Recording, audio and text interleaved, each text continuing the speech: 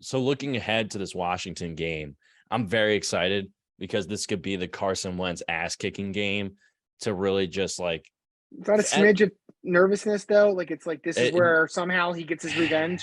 yeah, because it's like Everyone Russian gets to make roulette. fun of everyone gets to make fun of us about how Carson Wentz went and beat us and everything like that. Well, You know what I mean? what scares me is a guy like Jahan Dotson. I mean, and how he can just fly all over the field. That is Oh my well, no, biggest.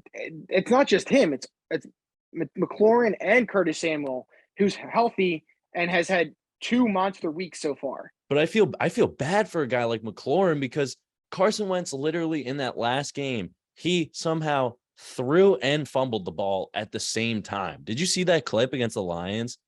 I'll send. It's Carson Wentz. Yeah. And I'm like, these are the people that are throwing the ball to Terry McLaurin. And so Terry McLaurin, I feel bad for him. And I just think the defense is clicking on all cylinders. And Wentz will have a couple of good throws. I'm not expecting the defense to pitch a 7-point, basically like a one-hit shutout equivalent in football. I'm not expecting that. I think it'll be like probably my score prediction is probably like 28 17-ish. I think that's probably where I'm landing. I think Dotson rips off a couple of big plays.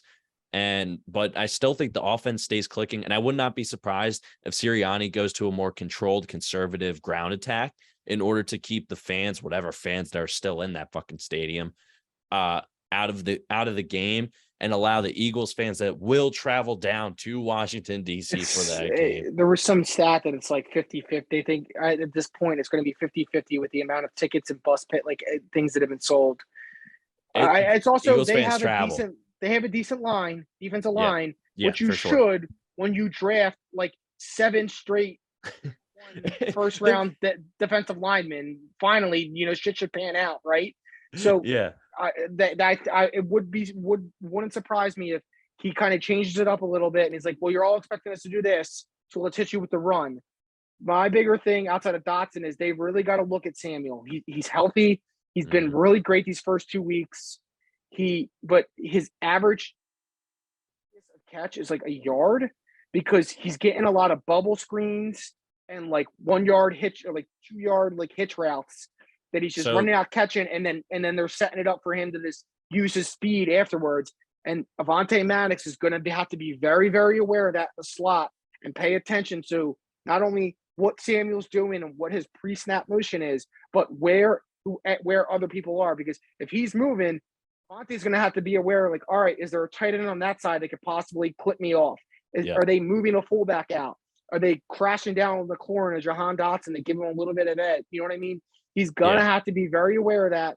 And Bradbury, Chauncey, and Slay are going to have to help out too. And our linebackers are going to really have to come to play and understand that they're going to have to converge on all these little short yardage plays because I think they've kind of figured out, hey, as long as we're not having Carson throw the ball 10 yards downfield every play, little fucking screen plays could help. For sure. I think that's what their offensive coordinator has figured out now that Samuel's healthy and you have Dotson who's speedy too. And it's like take away the big plays downfield by making them in the backfield. You know what I mean? So it's going to be a little bit of a different test. Score prediction? We're down there. Yeah.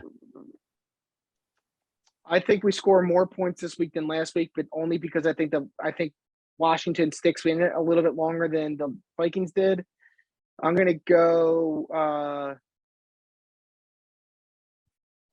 31-17.